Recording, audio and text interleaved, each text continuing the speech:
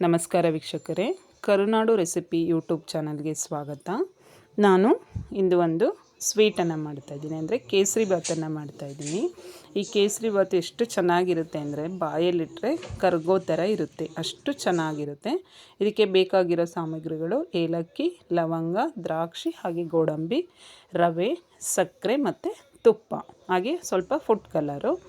ಈಗ ನಾನು ಒಂದು ಬಾಣಲೆನ ಬಿಸಿಗೆ ಇಟ್ಬಿಟ್ಟು ಅದಕ್ಕೆ ನಾವು ತೊಗೊಂಡಿರೋ ತುಪ್ಪದಲ್ಲಿ ಒಂದು 3/4 ಭಾಗ ತುಪ್ಪನ ಇದಕ್ಕೆ ಸೇರಿಸ್ಕೊಂಡಿದ್ದೀನಿ. ನೋಡಿ, ಈ ರೀತಿ ತುಪ್ಪ ಕರಗಿದ ನಂತರ ತೊಗೊಂಡಿರೋ ರವೆನ ಇದಕ್ಕೆ ಸೇರಿಸ್ಕೊಳ್ಳೋಣ. ನಾನು 1 ಬೌಲು ರವೆನ ತೊಗೊಂಡಿದ್ದೀನಿ. ರವೆನ ತುಪ್ಪದ ಜೊತೆ ಈ ರೀತಿ ಚೆನ್ನಾಗಿ ಮಿಕ್ಸ್ ಮಾಡಬೇಕು. ಈಗ ಮತ್ತು ನಾನು ತೊಗೊಂಡಿರೋ ಡ್ರೈ ಫ್ರೂಟ್ಸ್ ಅಂದರೆ ದ್ರಾಕ್ಷಿ, ಗೋಡಂಬಿ ಮತ್ತು ಲವಂಗನ ಸೇರಿಸ್ಕೊಂಡಿದ್ದೀನಿ. ಏಲಕ್ಕಿನ ಹಾಗೆ ಮಿಕ್ಕಿಸ್ಕೊಂಡಿದ್ದೀನಿ. ಈ ರೀತಿ ಮಿಕ್ಸ್ ಮಾಡಬೇಕು. ಈಗ ನನಗೆ ಇದರಲ್ಲಿ ಸ್ವಲ್ಪ ತುಪ್ಪ ಕಡಿಮೆ ಅನ್ನಿಸ್ತಿದೆ, ಹಾಗಾಗಿ ನಾನು ಸ್ವಲ್ಪ ರಿಫೈನ್ಡ್ ಆಯಿಲನ್ನು ಸೇರಿಸ್ಕೊಂಡಿದ್ದೀನಿ. ಇದು ಬೇಕಂದರೆ ಬರೀ ತುಪ್ಪದಲ್ಲಿ ಕೂಡ ಮಾಡ್ಬೋದು.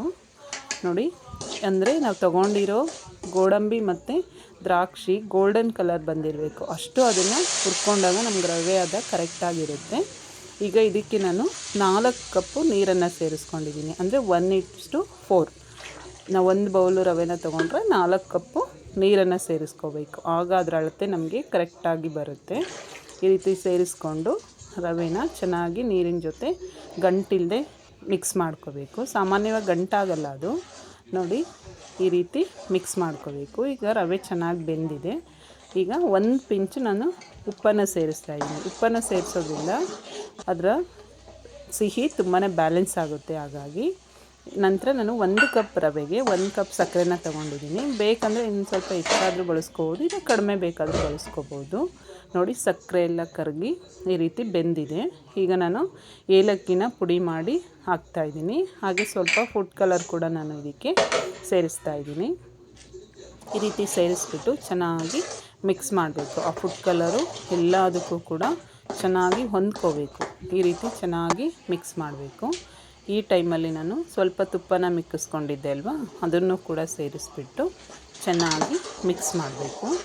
ಆ ರವೆ ಜೊತೆ ತುಪ್ಪ ಚೆನ್ನಾಗಿ ಮಿಕ್ಸ್ ಆಗಬೇಕು. ಆ ರೀತಿ ಮಿಕ್ಸ್ ಮಾಡಿ ಅದು ನಮಗೆ ಬಾಣಲೆನ ಬಿಟ್ಟು ಬರಬೇಕದು, ಅಷ್ಟು ಆದರೆ ನಮಗೆ ಕರೆಕ್ಟ್ ಬೆಂದಿದೆ ಅಂತ. ನೋಡಿ, ಈಗ ನಾನು ಗ್ಯಾಸ್ ಆಫ್ ಮಾಡಿಬಿಟ್ಟು ಪಾತ್ರೆಯನ್ನು ಮುಚ್ಚಿಟ್ಟಿದ್ದೆ. ನೋಡಿ, ಎಷ್ಟು ಬೆಂದಿದೆ, ಅಂದರೆ ಈಗ ಕರೆಕ್ಟ್ ಆಗಿದೆ ಅಂತ. ಈಗ ಬಿಸಿ ಬಿಸಿಯಾದ ಕೇಸರಿ ಬಾತ್ ರೆಡಿ ಆಗಿದೆ. ಇದು ತುಂಬಾ ರುಚಿಯಾಗಿರುತ್ತೆ. ನೋಡಿ, ಈ ರೀತಿ ಬಂದಿದೆ. ನೀವು ಕೂಡ ಟ್ರೈ ಮಾಡಿ. ಹಾಗೆ ಈ ವಿಡಿಯೋನ ಲೈಕ್ ಮಾಡಿ, ಹೇಗಿತ್ತು ಅಂತ ಕಾಮೆಂಟ್ ಮಾಡಿ. ಹಾಗೆ ನಿಮ್ಮ ಫ್ಯಾಮಿಲಿ ಫ್ರೆಂಡ್ಸ್ ಜೊತೆ ಶೇರ್ ಮಾಡಿ. ನನ್ನ ಚಾನಲ್ನ ಸಬ್ಸ್ಕ್ರೈಬ್ ಮಾಡಿ.